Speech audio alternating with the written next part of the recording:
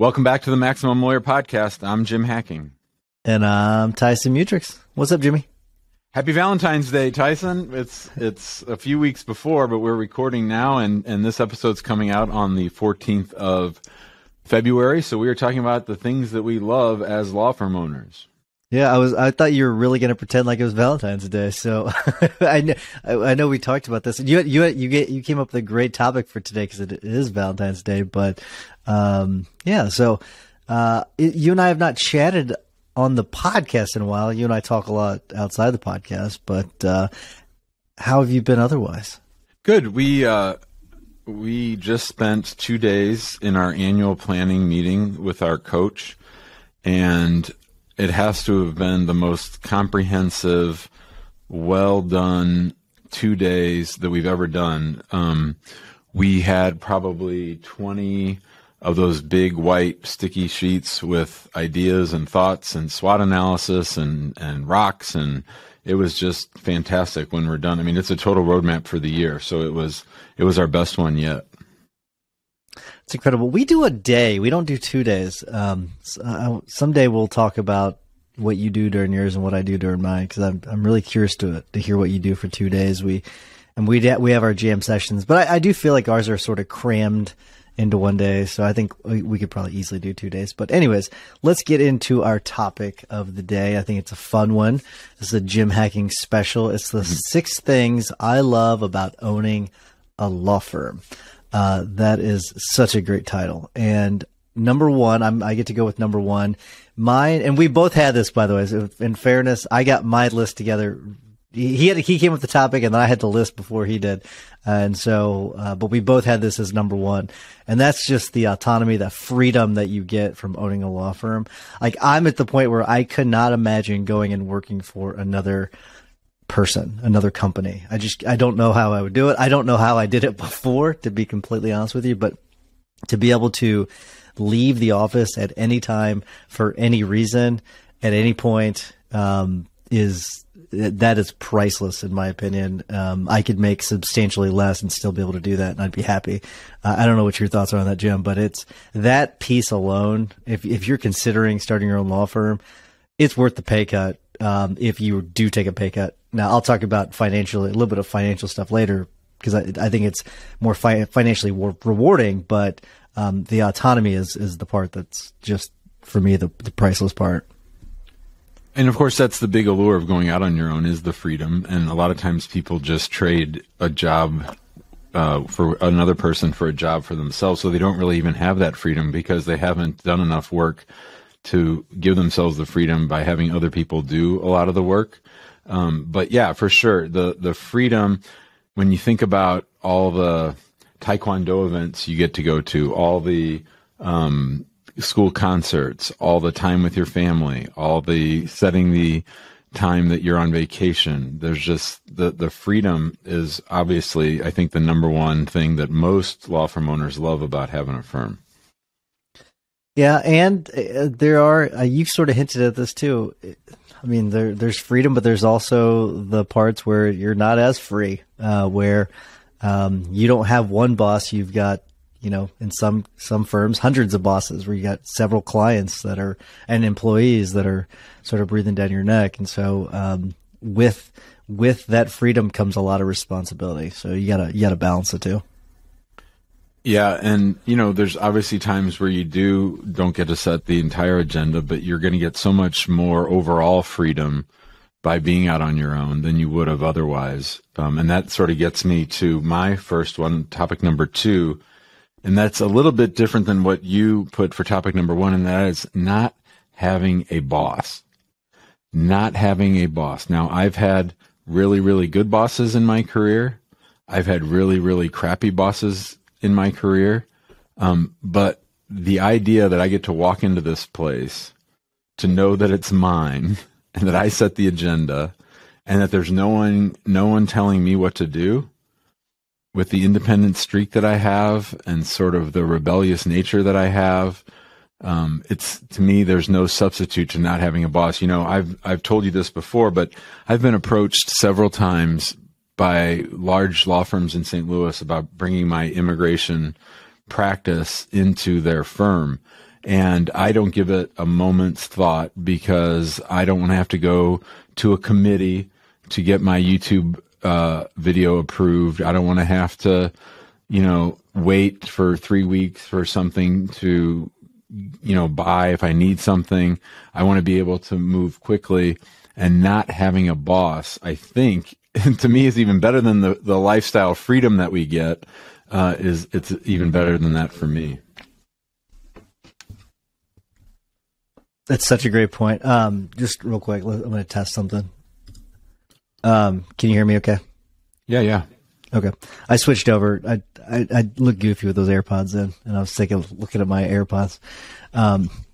Yeah. So Jim, I had, this, one of my first legal bosses. It was, if I brought in a case, right, I'd bring in a case and I would, print a letter, and we had this process where you'd print the letter, you'd stick it on top of this counter, and then one of the paralegals would put an envelope and send it out, right? Well, he would go and he would replace my letter with his letter because my letter had my name on it and his letter had his name on it. And it was like so stupid, right? Like I don't have to deal with that anymore, right? Like, cause you're right. You have good bosses, you have bad bosses, but the fact that I do not have one is so fantastic. Mm-hmm. So it is a good point. It's not a freedom thing. Would you say it's almost like more like a mindset thing that you don't have a boss? I actually feel like it's not having somebody. Yeah, that's the thing. When you took out your headsets, I started to hear a little feedback. Okay. I can switch back.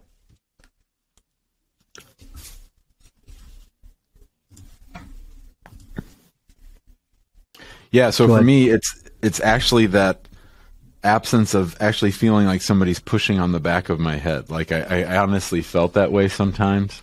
My independent streak has grown as I've exercised that muscle. So what might have been a little bit of a spark of wanting to be independent and do my own thing after I had what I thought was proper training as a lawyer, has really turned into something that I can't imagine ever going back on.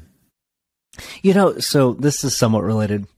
I was listening to this podcast, Hidden Brain, over the weekend, and they were talking about how when you get paid to do something, it takes the joy out of it. And I wonder if part of what you're talking about is like you do this exact same work, but you just add the fact, and let's say you had 100% autonomy, but you add just the fact that you have a boss. It removes the joy from it. Like, I wonder if there's any tie-in there just by that one little thing. The concept, the whole idea in that podcast was about how you shouldn't pay your children to do certain things. Like if you like one of the easiest ways of removing joy from like athletes is like whenever they go and they start getting paid to do it. If you're an artist, once you start getting paid for your art. And so it's a really interesting thing, but I do think I wonder if part of it, what you're talking about is like just you add that, just the title of someone above you and boom, the joy is removed from it. I just wonder how much of that is part of it. And you might have multiple people above you, right? So when I first started in the mailroom at Gray and Ritter, the thing I hated the most was when I would walk down the hall and somebody would say, "Oh, Jim, hey, come here. I need you to do something." Like the randomness of it, the unpredictability of it. And, that's part of what happens in a big firm is that things have to get fixed. And getting to be the one to say what you want to happen versus the one to be told what needs to happen by you is just invaluable. I agree. All right, let's get on to number 3. And I like the fact that I know that how much I make is directly tied to my work, right? And I want to make sure I'm very clear. I chose my wording carefully here. It's not by how much I work, right? It's I said I know that how much I make is directly tied to my work, not to how much I work. And so that involves, right, my ideas, the strategies I implement. Part of it is, how much I work, but I like the idea that how much I get paid is directly tied to me. You mean you love the idea because it's Valentine's?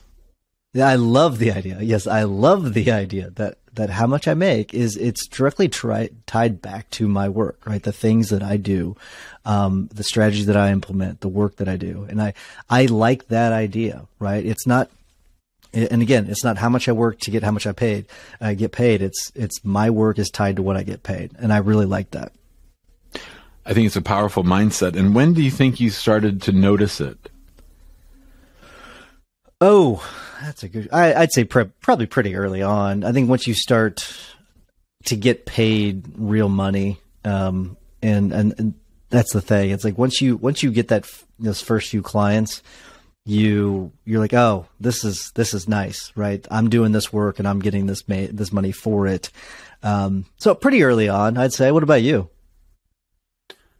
Well, yeah, I mean, there's just no substitute for when it's on you, so your back is up against the wall pretty much as soon as you start. You have to make the phone ring. You have to make production wheels turn.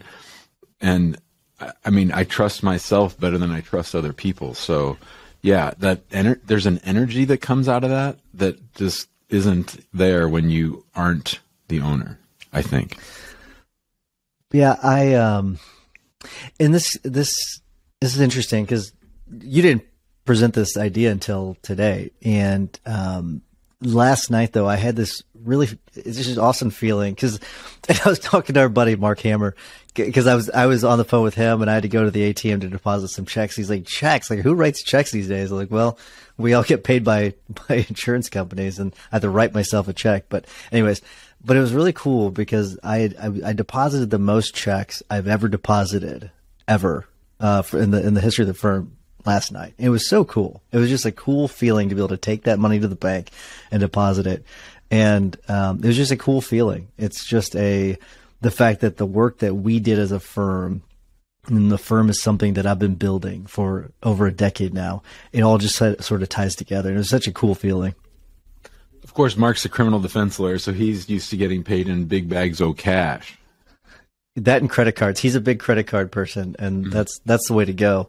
Get that guaranteed money. That the cash can be dangerous for a criminal defense attorney because it could be drug money. So you got to be a little bit careful. But there's a guy. Little sidebar here. There's a well-known attorney over on the Illinois side that got disbarred about a decade ago because he took a big bag of cash and he knew it was drug money. So you got to be careful. But anyways, back on track to number 4, Jimbo. All right. So number 4, to me, it's the creativity and problem solving aspect of owning your own firm. We touched on it just a little bit right there. But I am a creative person. I think of myself more as an artist than a laborer. And, there's a never ending font of things that need to be fixed when you own your own law firm. Right. And so I love the problem solving aspect of it. I love spotting issues. I'm really enjoying now spotting the issues and having other people fix them, right? But to me, I never would have exercised this part of my brain and my spirit if I had stayed working for somebody else, because when it's up to you, it's up to you. And so that part of it, I really, really enjoy. I do too. I like that creative process as well. I liked what you put there, what you call it, the font of it. That is and I know exactly what you mean by the font of it, like the look, the feel, the energy from it, and that is a really cool thing. And you get to shape it. And here's the other part of it: you get to change it. If you want to change it, guess what? You get to change it. You don't have to keep the same font that you had 12 years ago. And I'm not talking about the font of your letterhead. I'm talking about the font of your firm. I love that so much, Jim. I don't know if you just came up with that, but that is amazing. The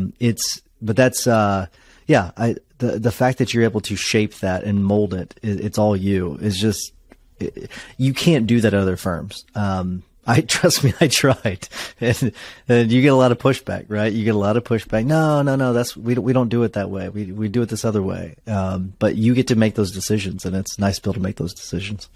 And you get to make the tough calls. There's a lot of times where you're trying to decide between two things, and you might be in uncharted territory. And I sort of like that high wire act. I sort of like that.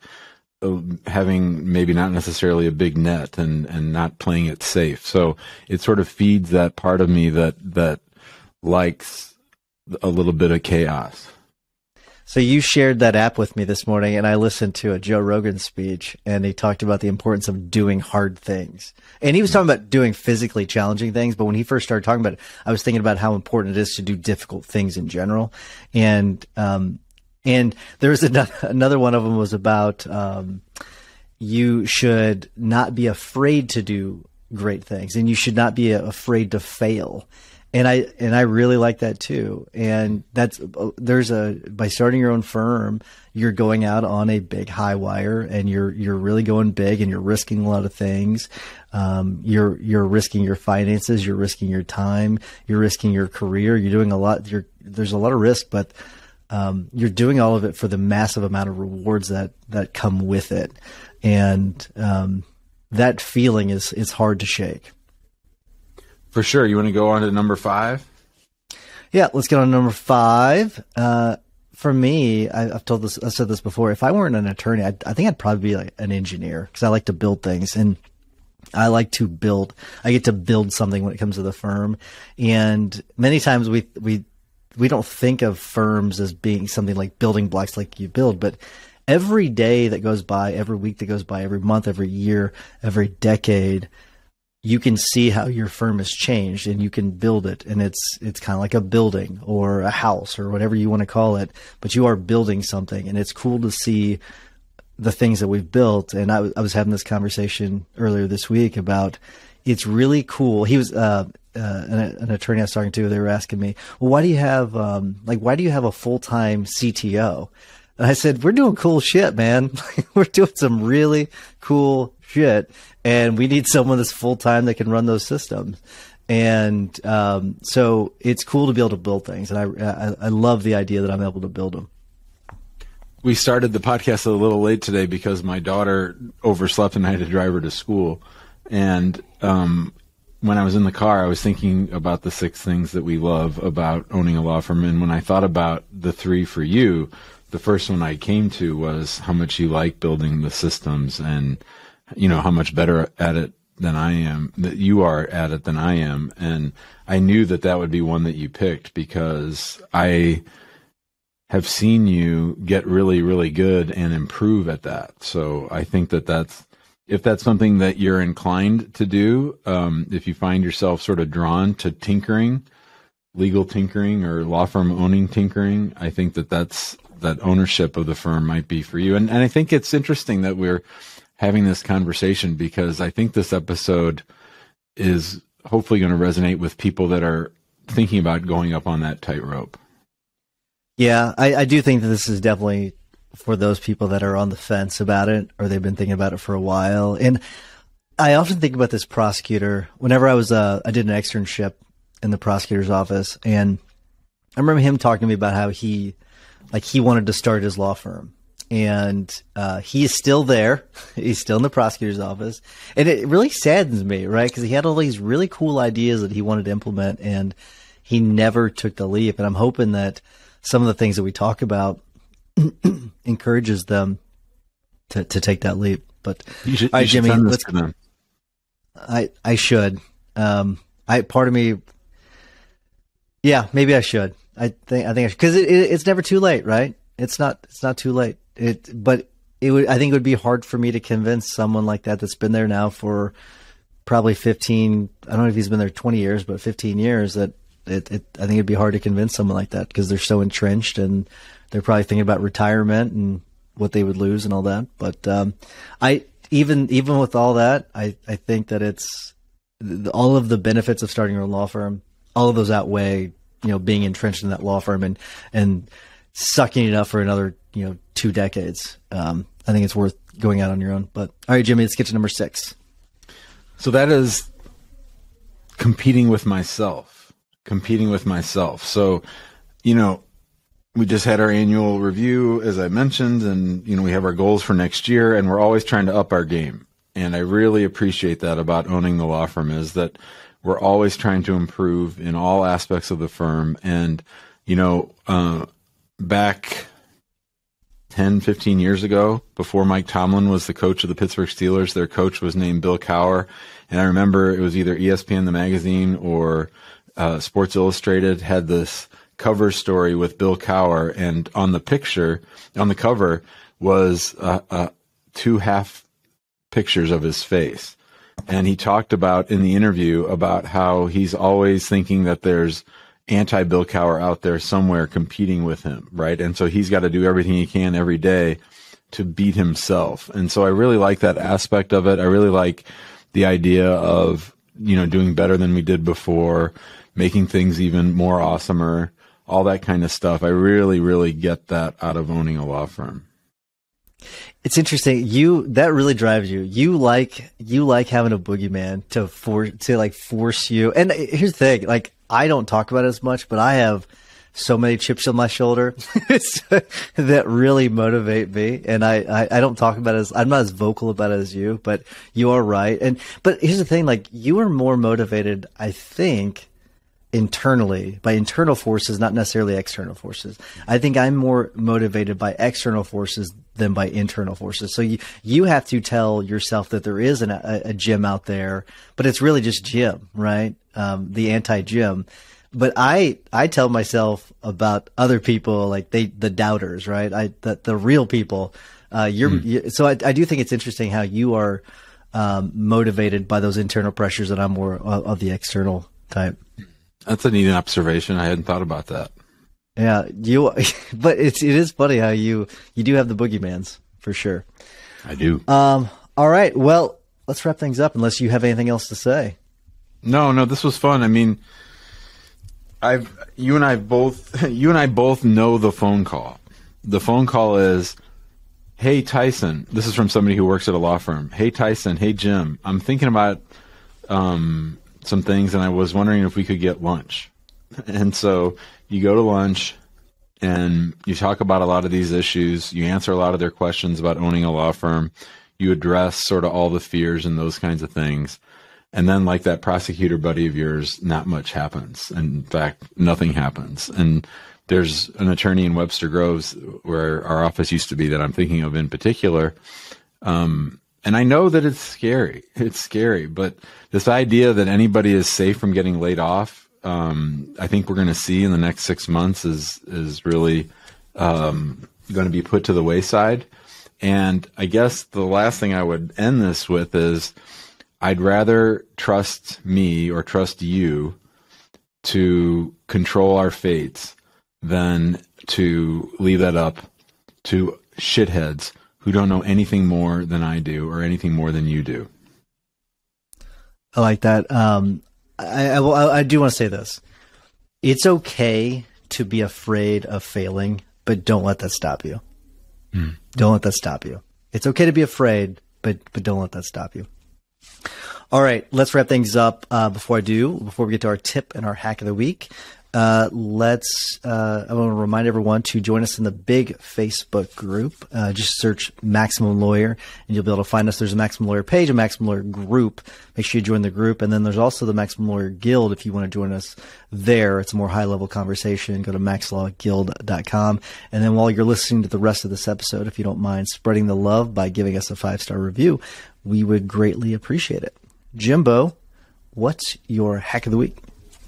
So for my hack of the week, it's pretty simple. This morning I texted you to thank you for supporting me in 75 Hard and in my weight loss journey and for being such a good friend. And so my hack of the week is to find yourself a friend as good as Tyson is. That the episode that we did with Charles D'Angelo, my coach, aired this week, and I'll never forget how at the end of the episode, you thanked him for helping me and helping your friend and how your voice choked up. And so I'm just grateful on this day of love for your friendship, and that people, if you're on your own, you need a sounding board. You need multiple sounding boards, and you can't find one better than Tyson. So that's it.